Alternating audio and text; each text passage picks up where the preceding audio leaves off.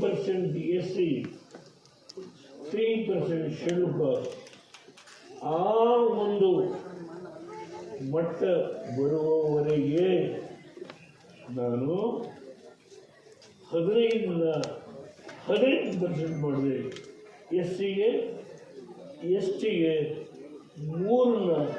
5% ಮಾಡಿ 23% ಮಾಡಿ. ಇದು ಎಲ್ಲಿವರೆಗೆ ಇರಬೇಕು ಅಂದರೆ ಆ ಅಂಬೇಡ್ಕರ್ ಬರೆದಿರುವ ಒಂದು 15 ಮತ್ತು 3 ಅದನ್ನು ಎಲ್ಲ ಹುದ್ದೆಗಳಲ್ಲಿ ಆ ಮಟ್ಟ ತಲುಪುವವರೆಗೆ ಇರಬೇಕು. ಆ ಆರ್ಡರ್ ಮಾಡೋದನ್ನು ಈಗ ತಿಳಿಸ್ತೀನಿ. ತುಂಬ ಮಾತಾಡೋದು ಬಹಳ ವಿಷಯ ನಿಲ್ಲಿಸ್ತೀನಿ. ನನ್ನ ರೈತ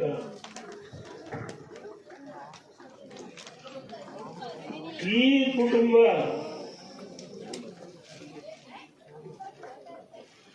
ನಿಮಗೆ ಮೋಸ ಮಾಡಿ ಮೊನ್ನೆ ಹೋದೆ ಕೊಬ್ಬರಿ ಮೇಲೆ ಬಿದ್ದು ಈಗ 2ನೇ ಹಂತ. ಈಗ 2 ತಿಂಗಳ 3 ತಿಂಗಳ ಹಿಂದೆ ಅವರು ನನ್ನ ತಂದ್ಕೊಂಡು ಕೂರಿಸಿ ಅದು ಫೋಟೋ ಬಂದಿರ್ಬೋದು. ನಮ್ಮ ಪೊಲೀಸರನ್ನು ಹಿಡ್ಕೊಂಡಿದ್ರು. ನಾನೇ ಕೂರಿಸ್ತೀನಿ ಅಂತ ಹೇಳ್ಕೊಂಡು within A fraction of A second ಕೊಬ್ಬರಿ ಬೆಳೆ. ಈ 2ನೇ ಸಾರಿ ಮತ್ತೆ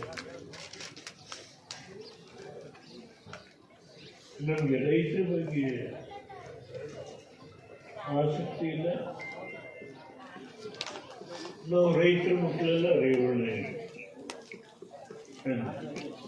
ಕುಮಾರ್. ಇಲ್ಲಿ ಒಂದು ತೋಟದೊಳಗೆ ಒಂದು 3 ದಿನ ಮರೆಕೊಂಡ್ಬಿಟ್ಟು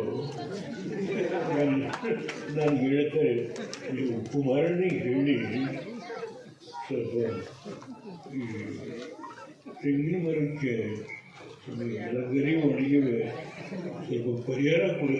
ಮರಿಕಂಡು ಅನಿಸ್ಬಿಡ ಡ್ರಾಮಾ.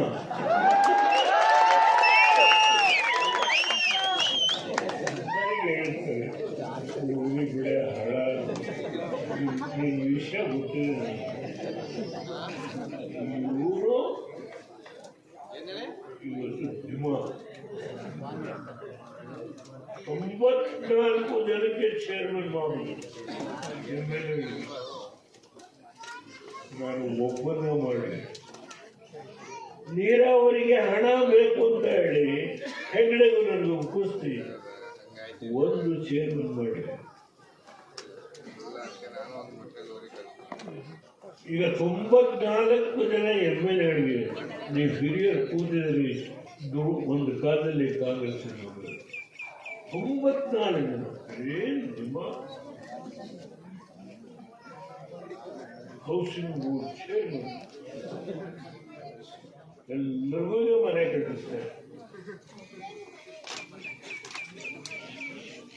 ಬೆಂಗಳೂರಲ್ಲಿ ಇಡೀ ಬೆಂಗಳೂರು DK ಶುರು ಮಾಡ್ತಾ ಇದೆ.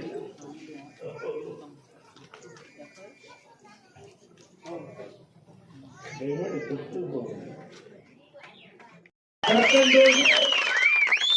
ಇವತ್ತು ಬಾಕಿ ಉಳಿಕೆ ಎಷ್ಟೇ ಇರಲಿ, 40,000 ಮೆಟ್ರಿಕ್ ಟನ್ ಇರಲಿ, ಯಾರು ಭಯಪಡಬೇಡಿ. ಅದು ಮಾಡಿ ತೋರಿಸೋದ್ರೆ ರಾಜಕೀಯದಲ್ಲಿ ಕಾಲ ಹಾಕಲ್ಲ. ನಿಮ್ಮ ಈ ಊರಲ್ಲಿ ಕಷ್ಟ ಮಾಡೋದು ಇನ್ನು 40,000 ಟನ್ ಐತೋ ಮೆಟ್ರಿಕ್ ಟನ್ನು, 50,000 ಟನ್ ಐತೋ ಅಷ್ಟು ಖರೀದಿ ಮಾಡಿಸೋದು ಕೆಲಸ ನಾನು ದೇವೇಗೌಡರು ಕರ್ಕೊಂಡು. ಇವತ್ತು ದೇವೇಗೌಡರು ಹೋದ್ರೆ ಈ ಜಿಲ್ಲೆಗೆ ಪ್ರಜ್ವಲ್ ಏನ್ ಮಾಡ್ಯವ್ರೆ? 15,000 ಕೋಟಿ ರಸ್ತೆಗಳಿಗೆ, ಕುಡಿಯೋ ನೀರಿಗೆ 4,900 ಕೋಟಿ. ಯಾರು ಮಾಡಿದ್ದು? ಮೋದಿಯ ಸರ್ಕಾರನ. ಯಾರು ಎಲ್ಲಿ ಕಾಂಗ್ರೆಸ್ ಮುಖಂಡರುಗಳು ಬರಲಿ, ಬಹಿರಂಗ ಬರಲಿ ಚರ್ಚೆ ನನ್ನ ಜೊತೆ. 15 ವರ್ಷ ಸಾಕಿದ್ದಾನೆ ಸ್ವಾಮಿ, ಇವನೇ ಕಾಂಟ್ರಾಕ್ಟ್ ಗಿರಾಕಿ. ಎಷ್ಟು ರಾಜ್ಯಸಭಾ ಸದಸ್ಯರು ಅದರಲ್ಲೂ ಲೂಟಿ. ಯಾವ್ದ್ರಲ್ಲಿ ಬರ್ತದೆ ಪರ್ಸೆಂಟೇಜ್ ಬಿಟ್ಟು ಯಾವುದು ಕೈ ಹಾಕಿಲ್ಲ ಗಿರಾಕಿ. ಅದನ್ನ ಇವತ್ತು ಅಲ್ಲದೆ 30 ಪೈಪ್ ಖರೀದಿನಲ್ಲೂ ದುಡ್ಡು ಹೊಡಿತಾವ್ರಲ್ಲ, ಇವ್ರು ದೇವ್ರು ಒಳ್ಳೇದು ಮಾಡ್ತಾನೆ ಅಂದ್ರೆ ಅದಕ್ಕೆ ಮಳೆ ಹೋಗಿರೋದು.